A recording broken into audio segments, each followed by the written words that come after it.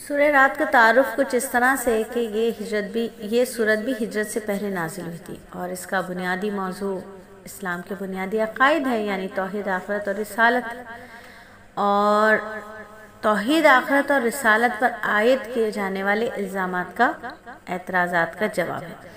پچھلی صورت میں سورہ یوسف کے آخر میں یعنی آیت نمبر 105 میں اللہ تعالیٰ نے فرمایا تھا کہ آسمانوں اور زمین میں اللہ تعالیٰ کی قدرت کاملہ اور اس کی وحدانیت کی بہت سی نشانیاں پھیلی ہوئی ہیں، لیکن کفار ان کی طرف دھیان دینے کے بجائے ان سے منہ موڑے ہوئے۔ اب اس صورت میں اللہ رب العزت نے کائنات کی ان نشانیوں کی کچھ تفصیل بیان فرمائی، جو پکار کر کہہ رہی ہیں کہ جس قادر مطلق نے اس کائنات کا یہ عقل سے بالاتر نظام بنایا ہے، اسے اپنی خدائی قائم کرنے کے لیے کسی مددگار کی، کسی شریک کی ضرورت نہیں۔ اگر انصاف کے ساتھ غور کیا جائے تو کائنات کا ہر ذرہ اللہ تعالیٰ کی توحید کی گواہی دیتا ہے، اور یہ بات بھی کہ سارا کا سارا یہ نظام جو ہے وہ بے مقصد نہیں پیدا کر دیا، اس کا یقیناً کوئی مقصد ہے، اور وہ یہ کہ اس دنیاوی زندگی میں کیے گئے ہر کام کا کسی دن حساب ہوگا، اور اس دن نیکیوں کا انعام اور برائیوں کی سزا دی جائے گی۔ اس سے خود بخود آخرت کا عقیدہ ثابت ہوگا۔ پھر نیکی اور برائی کا تعین کرنے کے لیے ضروری ہے کہ اللہ تعالیٰ کی طرف سے واضح ہدایت بندوں کو دے دی جائے۔ ان ہدایات کا ذریعہ اللہ تعالیٰ کے پیغمبر ہیں، جو وحی کے ذریعے اللہ تعالیٰ کے احکام معلوم کر کے دنیا والوں تک پہنچاتے ہیں، لہٰذا اسی سے رسالت کا عقیدہ بھی ثابت ہوتا ہے۔ کائنات کی جو نشانیاں صورت میں بیان کی گئی ہیں، ان میں بادلوں کی گرج چمک جو ہے وہ بھی ایک نشانی ہے، جس کا ذکر اس صورت کی آیت نمبر 13 میں آیا ہے، تو اسی نسبت سے اس صورت کا نام رکھا گیا ہے۔ سورہ رات کا جو آغاز ہے وہ بھی حروف مقطعات سے ہوا ہے، تو یہ ہے سورت کا تعارف۔ اللہ رب العزت نے اس کا آغاز حروف مقطعات سے کیا، یعنی بتا دیا کہ تم باطل جو لوگ کہتے تھے کہ یہ قرآن انسان کی بنائی ہوئی کاوش ہے، تو اللہ نے بتا دیا کہ یہ قرآن وہ ہے، یہ آیتیں وہ ہیں جو کچھ تمہارے پروردگار کی طرف سے نازل کیا گیا ہے، وہ برحق ہے، لیکن اکثر لوگ ایمان نہیں لاتے۔ تو ان آیتوں پر اکثر لوگ ایمان نہیں لاتے، تو اللہ تعالیٰ نے حق کے ساتھ یہ بتا دیا کہ یہ کسی انسان کی بنائی ہوئی کاوش نہیں ہے، بلکہ یہ اللہ کی طرف سے بھیجا ہوا کلام ہے۔ پھر اللہ رب العزت نے فرمایا کہ نگران ہم نے مقرر کیے ہیں تمہارے اوپر۔ اللہ فرماتے ہیں کہ ہر شخص کے آگے اور پیچھے 2 نگران فرشتے مقرر ہیں، جو اللہ کے حکم سے باری باری اس کی حفاظت کرتے ہیں۔ تو اللہ تعالیٰ نے انسان کی حفاظت کے لیے کچھ فرشتے مقرر فرمائے ہیں، جو باری باری اپنے فرائض انجام دیتے ہیں۔ تو صحیح بخاری کی ایک حدیث آئی ہے کہ فرشتوں کی ایک جماعت دن کے وقت انسانوں کی نگرانی پر مامور ہے، اور دوسری رات کے وقت ان کی حفاظت کرتی ہے۔ ابو داؤد کی ایک روایت میں کہ حضرت علی رضی اللہ تعالیٰ عنہ سے مروی ہے کہ یہ فرشتے مختلف حادثات سے انسانوں کی حفاظت کرتے ہیں، البتہ جب اللہ تعالیٰ کا حکم ہی یہ ہو کہ کسی شخص کو تکلیف میں مبتلا کیا جائے تو فرشتے وہاں سے ہٹ جاتے ہیں۔ اچھا، حفاظت کے فرشتوں پر انسان کی کچھ غلط فہمی بھی ہو سکتی ہے کہ اللہ تعالیٰ نے حفاظت کا انتظام کر رکھا تو انسان کو تو بے فکر ہو جانا چاہیے، گناہ ثواب کی بھی کوئی پرواہ نہیں کرنی چاہیے، کیونکہ یہ فرشتے حفاظت کر لیں گے۔ تو غلط فہمی کو دور کرتے ہوئے فرمایا گیا کہ یوں تو اللہ تعالیٰ کسی قوم کی اچھی حالت کو بدحالی سے خود بخود نہیں بدلتے، لیکن جب وہ قوم نافرمانی پر کمر باندھ لے اور اپنی حالت خود بدل ڈالے تو اللہ کا عذاب آتا ہے اور اسے کوئی دور نہیں کر سکتا، تو یہ نگران فرشتے بھی ایسی صورت میں کام نہیں آتے۔ پھر آیت نمبر 17 میں فرما دیا گیا کہ بادلوں کی گرج حمد اور تسبیح کرنا حقیقی معنی میں بھی ہو سکتا ہے، کیونکہ کائنات کی ہر چیز کے بارے میں قرآن کریم نے سورہ بنی اسرائیل میں فرمایا ہے کہ وہ اپنے اپنے انداز میں اللہ کی حمد اور تسبیح کرتی ہے، مگر لوگ اس کی تسبیح کو نہیں سمجھتے۔ تو بادلوں کی جو گرج چمک ہے، اس کے اسباب اور اس کے نتائج پر غور کریں گے تو دنیا کے کونے کونے تک پانی پہنچانے کے حیرت انگیز نظام کو دیکھ کر خالق و مالک کی تعریف کیے بغیر نہیں رہ سکتے۔ جس نے یہ نظام بنایا ہے وہ اس نتیجے تک ضرور پہنچے گا کہ جس ذات نے یہ ایسا عقل سے بالاتر نظام بنایا وہ ہر عیب سے پاک ہے، اور اس کو اپنی خدائی میں کسی شریک یا مددگار کی ضرورت نہیں ہے۔ پھر آگے اللہ تعالیٰ نے باطل اور اہل باطل کو اس سیلابی جھاگ سے تشبیہ دی ہے جو بظاہر ہر چیز پر چھائی ہوئی ہوتی ہے، لیکن کیا ہوتا ہے کہ بالآخر سوکھ کر زائل ہو جاتی ہے۔ تو حق اور اہل حق کو اللہ نے سونے اور چاندی کے ساتھ تشبیہ دی، جو زمین پر ٹھہرے رہتے ہیں، پھر آگ میں تپ کر نہایت خالص ہو جاتے ہیں اور میل کچیل ان سے الگ ہو جاتا ہے۔ حق والے آزمائشوں کی بھٹی میں تپ کر خالص ہو جاتے ہیں اور برے لوگ ان سے خود بخود چھٹ جاتے ہیں۔ دنیا بھر میں باطل کی مادی جھاگ سے جو بہت اوپر اٹھے ہوئے ہمیں دکھائی دیتے ہیں، یہ جھاگ خود بخود بیٹھ جائیں گے، لیکن شرط یہ ہے کہ اس کے مقابلے میں حق کے جو پرستار ہیں وہ کھڑے رہیں اور کھڑے ہو جائیں۔ لیکن جو آج کل صورتحال نظر آ رہی ہے وہ تو یہ ہے کہ حق کے نام لیواؤں نے اہل باطل کے اور اہل باطل نے اہل حق کے بعض طور طریقے اپنا رکھے۔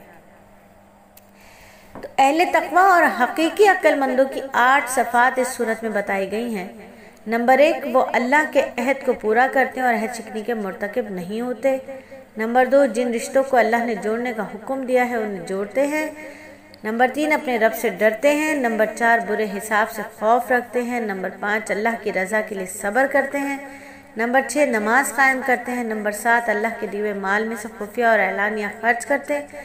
نمبر 8، برائی کا جواب بھلائی سے اور اچھائی سے دیتے ہیں۔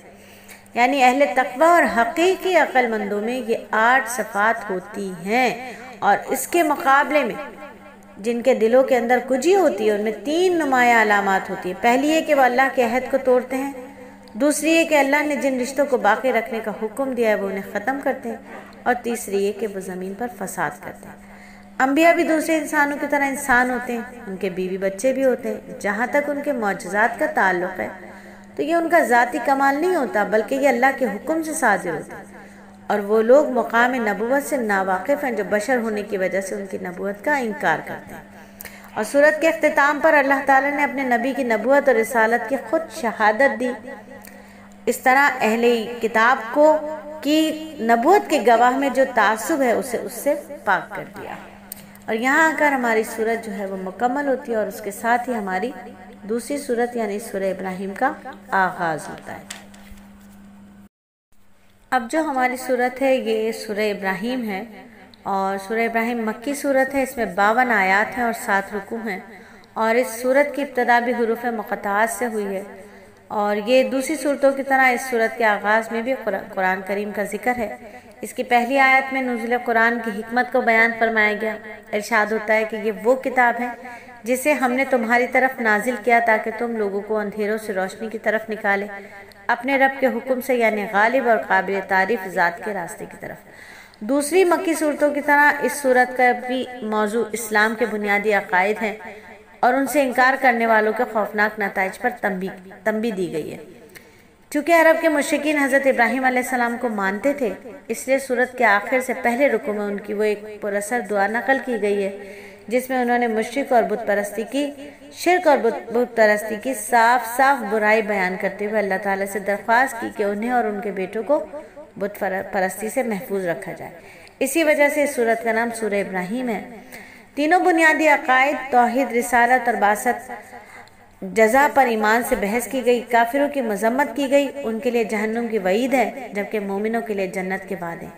خاتم النبیین صلی اللہ علیہ وآلہ وسلم کو تسلی دینے کے لیے بتایا کہ سابقہ انبیاء کے ساتھ بھی ان کی قوموں نے اعراض کیا تھا، انکار کیا تھا، عداوت اور مخالفت کا یہی رویہ اختیار کیا تھا جو آپ کی قوم اختیار کیے ہوئے۔ اسی سلسلے میں اللہ تعالیٰ نے وہ گفتگو ذکر کی جو بعض انبیاء اور انہیں جھٹلانے والوں کے درمیان ہوتی ہے، اور ان جھوٹ بولنے والوں نے انبیاء کی دعوت میں جو 4 شبہات پیش کیے اس پر بھی اللہ نے بات کی۔ نمبر 1، رب العالمین کے وجود کے بارے میں شبہ ظاہر کیا کہ جو مشرکین کے ان الفاظ سے ظاہر ہے کہ اور جس چیز کی طرف تم ہمیں بلاتے ہو ہم اس سے قوی شک میں ہیں، یعنی اللہ کے وجود پہ ہی شک۔ اسی شبہ کے جواب میں انبیاء نے فرمایا، اے اللہ کے بندو، کیا تم اللہ تعالیٰ کے بارے میں شک کرتے ہو جو زمین اور آسمان کا پیدا کرنے والا ہے؟ یعنی اللہ تعالیٰ کے وجود اور توحید کے دلائل کو اس قدر واضح ہیں اس میں کہ ان پر کسی دلیل، کسی برہان کے قیام کی ضرورت ہی نہیں۔ کائنات کا ہر ذرہ، ہر حرکت، ہر سکون اس کی وحدانیت کی گواہ ہے۔ کیا جب سورج طلوع ہو جائے تو پھر دن کے کسی وجود پر کسی اور دلیل کی ضرورت پڑتی ہے کہ دن ہے یا نہیں ہے؟ اسی طرح اللہ رب العزت کی توحید بھی روز روشن کی طرح عیاں ہے، سب کچھ ظاہر ہے کہ اللہ رب العزت ہر شے میں ظاہر ہے، ہر شے میں موجود ہے۔ پھر مشرکین کا خیال تھا کہ نبی صلی اللہ علیہ وآلہ وسلم بشر رسول نہیں ہو سکتے، تو انبیاء نے جواب دیا کہ بے شک ہم بشر ہیں، کسی بشر کا رسول ہونا محال نہیں، رسول اسے کہتے ہیں جس پر وحی نازل ہو، اور ہم پر وحی نازل ہوئی ہے۔ حکمت الہیہ کا تقاضا یہ ہے کہ انسانوں کی طرف کسی انسان کو ہی نبی بنا کر بھیجا جائے۔ اگر زمین پر فرشتے آباد ہوتے تو کسی فرشتے کو نبی بنا کر بھیجا جاتا، یعنی بشر کو سمجھتا ہے، بشر کی ضروریات کو سمجھتا ہے، بشر کی نفسیات کو سمجھتا ہے، اس لیے بشر انسانوں کے اندر نبی بھی انسان کو ہی بنا کر بھیجا جائے گا۔ پھر اسی صورت میں مشرکین کو ہدایت سے محروم رکھنے والا ایک سبب جو ہے وہ کیا ہے؟ تقلید آبا ہے، یعنی اپنے آبا و اجداد کی تقلید کرتے تھے، ان کی جاہلیت کو چھوڑنے پر تیار ہی نہیں تھے۔ قرآن نے متعدد مقامات پر اس کی تردید فرمائی ہے۔ اللہ تعالیٰ کا دستور اور وعدہ یہ ہے کہ وہ شکر کرنے والوں کو اور زیادہ دیتا ہے، اور ناشکری کرنے والوں کے لیے اس کا عذاب بڑا سخت ہے، یعنی ناشکری کسی بھی صورت بہتر نہیں ہے۔ شکر کی حقیقت یہ کہ انسان نعمتوں کے فضل کا اقرار کرتا ہے، اس کی تعریف کرے، نعمت جس مقصد کے لیے اللہ نے دی ہے اس کو اس مقصد کے لیے استعمال کرے، جس مقصد کے لیے وہ نعمت ملی ہے ہمیں اس کا وہ مقصد جانتے ہوئے اس نعمت کو استعمال کرنا ہے۔ یعنی مال ملا ہے تو مال کا استعمال ہمیں آنا چاہیے، آنکھیں ملی تو آنکھوں کی بصیرت اور بصارت کا استعمال ہمیں آنا چاہیے، کان ملے تو سماعت کا استعمال ہمیں آنا چاہیے، زبان ملی تو گویائی کا استعمال آنا چاہیے، قلب ملا تو قلب کو دھڑکنے کا استعمال ہمیں آنا چاہیے، ذہن ملا تو ذہن کے سوچنے کا استعمال ہمیں آنا چاہیے۔ جسم کے اعضاء سے لے کر مال و دولت تک ہر چیز اللہ رب العزت نے جو عطا کی ہے اس عطا پر ہمیں اس کا استعمال بھی آنا چاہیے۔ اور وہ کیا ہے؟ نعمت علم کا تقاضا یہ ہے کہ عمل کیا جائے، جاہلوں کو تعلیم دی جائے اور اس پر دوسری نعمتوں کو قیاس کر لیا جائے اسی طریقے سے۔ اور اسی صورت میں حضرت ابراہیم علیہ السلام کی وہ دعا ہے خاص طور پر ذکر کی گئی جو انہوں نے بیت اللہ کی تعمیر کے بعد اہل مکہ اپنی اولاد اور خود اپنے خاندان کے لیے کی تھی، اور ان کی دعاؤں میں انہوں نے رزق، امن، دلوں کے میلان، اقامت الصلاۃ، مغفرت کی درخواست کی تھی۔ حق اور ایمان کے کلمے کو شجرہ طیبہ پاکیزہ درخت کے ساتھ اور باطل اور دل میں اتر جائے تو اس کی جڑ بڑی مضبوط ہے۔ اگر ایمان کے کلمہ شجرہ طیبہ ہے، شجر ہے، پاکیزہ درخت ہے، اور یہ ایک ایسا درخت ہے کہ وہ اگر کسی باطل کے دل میں بھی اتر جائے تو اس کی جڑ بڑی مضبوط ہوتی ہے اور اس کا پھل بڑا شیریں ہوتا ہے، جبکہ کلمہ خبیثہ کے لیے قرار بھی نہیں آتا اور وہ بے ثمر بھی ہوتا ہے۔ سورہ ابراہیم کے آخری رکوع میں قیامت کی منظر کشی کی گئی، جہنم کے ہولناک عذابوں کا تذکرہ کیا گیا، اور جیسے کہ سورت کا آغاز نزول قرآن کی حکمت کے بیان سے ہوا، اسی طرح اس کی آخری آیت میں اس کا مقصد نزول بیان کیا گیا۔ ارشاد ہوتا ہے یہ لوگ قرآن کے لیے اللہ کا پیغام ہے، یہ قرآن لوگوں کے لیے اللہ کا پیغام ہے تاکہ اس سے انہیں ڈرایا جائے، تاکہ وہ جان لیں کہ وہی اکیلا معبود ہے، تاکہ اہل عقل نصیحت حاصل کریں۔ تو قرآن کیا ہے؟ قرآن نصیحت ہے ان کے لیے جو اس سے نصیحت حاصل کرنا چاہتے ہیں۔ قرآن نصیحت ہے، نصیحت جو حاصل کرنا چاہتے ہیں ان کے لیے۔ اور اس کی آخری آیات میں اللہ تعالیٰ نے قیامت کی منظر کشی کی ہے، قیامت کی منظر کشی کی ہے اور ڈرایا ہے ہمیں کہ ہمیں سب کو قیامت میں اللہ تعالیٰ کو جواب دینا ہے۔ اللہ رب العزت ہمیں اپنے پسندیدہ بندوں میں شامل فرمائے اور ہم سب کو نفس مطمئنہ عطا فرمائے کہ اے ہمارے پروردگار، جس دن حساب قائم ہوگا اس دن میری بھی مغفرت فرمائیے، میرے ماں باپ کی بھی مغفرت فرمائیے، اور ان سب کو بھی جو ایمان رکھتے ہیں یعنی ان سب کی بھی مغفرت فرمائیے، آمین ثم آمین۔